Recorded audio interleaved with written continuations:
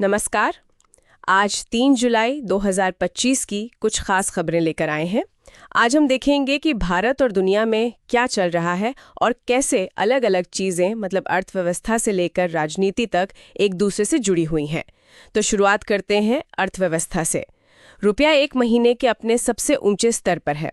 ये तो अच्छी खबर है। हाँ बिल्कुल। अमेरिका भारत व्यापार सौदे को लेकर जो उम्मीदें हैं ना, वो एक बड़ा कारण है।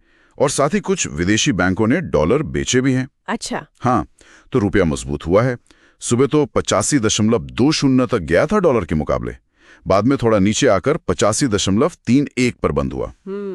और इसी बीच रिजर्व बैंक ने भी कुछ किया है, वो 1 ट्रिलियन का रिवर्स रेपो ऑपरेशन। ये क्या चीज है? हाँ देखिए, बात यह है कि अभी बैंकिंग सिस्टम में ना जरूरत से ज्यादा पैसा है, मतलब नकदी, करीब 3.75 ट्रिलियन अतिरिक्त। ओहो, काफी ज्यादा। जी, तो आरबीआई ने कहा है कि वो कल से 7 दिनों के लिए बैंकों से 1 ट्रिलियन तक का ये अतिरिक्त पैसा वापस लेगा। मतलब एक तरह से उधार लेगा और उस पर ब्याज देगा। अच्छा, तो ये ज्यादा पैसे को काबू में करने के लिए है। बिल्कुल, ये बाजार में स्थिरता बनाए रखने का एक तरीका है। जब अच्छी खबरें आती हैं, जैसे व्यापार सौदे की उम्मीद, तो विदेशी निवेश आ सकता है, पैसा बढ़ सकता है। हाँ। तो आरबीआई शायद उसे थोड़ा संभालना चाहता है, ताकि आगे चलकर चीजें एकदम से महंगी ना हो जाएं, मतलब महंगाई का दबाव ना बढ़े। समझ गई। पर एक बात थोड़ी अजीब लगी।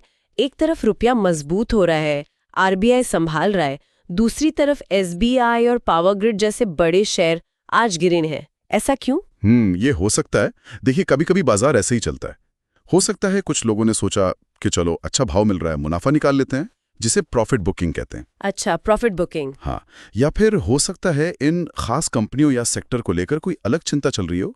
ये बाजार की अपनी उठापटक का हिस्सा है। ठीक है, चलिए अब जरा विमानन क्षेत्र की बात करते हैं। एयर इंडिया की फ्लाइट में कुछ दिक्कत हुई? हाँ, वो दिल्ली से वाशिंगटन जा रही थी फ्लाइट AI-103, उसे वियना में उतारना पड़ा। कोई तकनीकी खराबी बताई जा रही है। ओह, ये तो चिंता की बात है। बिल्कुल, ऐसी घटनाओं से एयर इंडिया की सुरक्षा प्रक्रियाओं पर फिर से सवाल उठते हैं।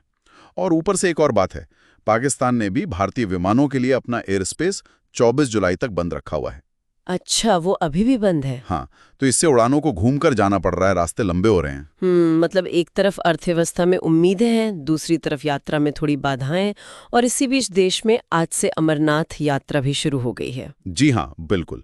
और इसके लिए सुरक्षा के बहुत कड़े इंतजाम किए गए हैं, जैसा हर साल होता है। ये एक संवेदनशील मामला है। यकीनन। अब चलते अंतर्राष्ट्रीय मंच पर। प्रधानमंत्री मोदी की विदेश यात्रा जारी है। आज कहाँ है वो? आज वो त्रिनिदाद और टोबैगो में हैं, और खास बात यह है कि उन्हें वहां का सर्वोच्च नागरिक सम्मान भी दिया जा रहा है। अरे वाह, ये तो बड़ी बात है। जी हाँ, इसके बाद वो अर्जेंटीना जाएंगे, फिर ब्राजील, वहां ब्रिक्स देशों का शिखर सम्मेलन है, और फिर नामीबिया भी जाने का कार्यक्रम है। तो भारत की कूटनीति काफी सक्रिय है। बिल्कुल। अच्छा, और एक खबर दलाई लामा जी से जुड़ी हुई भी है। उनके किसी बयान से चीन में कुछ हलचल है। हाँ, खबरें तो यही कह रही हैं कि उनके हालिया बयान से चीन की जो तिब्बत नीति है, उसको लेकर कुछ कह सकते हैं बेचैनी बढ़ी है। और ये देखना दिलचस्प है कि कैसे एक धार्मिक नेता का बयान भी अंतर्राष्ट्रीय संबंधों को, खासकर भारत और चीन जैसे देशों के बीच के संवेदनशील समीकरणों को प्रभावित कर सकता है। सही बात है। तिब्बत का मुद्दा तो काफी संवेदनशील है चीन के लिए। बहुत ज्यादा। और भारत का रुख इसमें हमेशा सदा हुआ रहता है। अच्छा, खेल की दुनिया में क्या चल रहा है?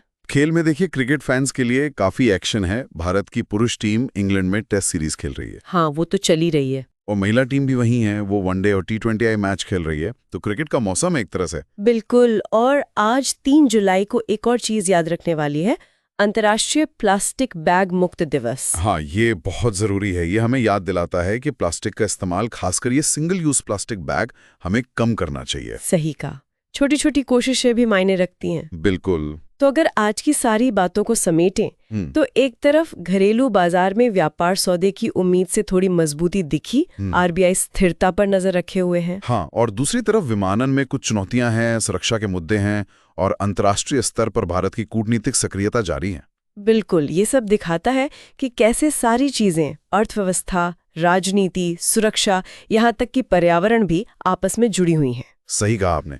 एक जगह कुछ होता है तो उसका असर दूसरी जगह दिखता है। तो चलिए आज की बातचीत को यहीं विराम देते हैं, लेकिन श्रोताओं के लिए एक सवाल छोड़ जाते हैं।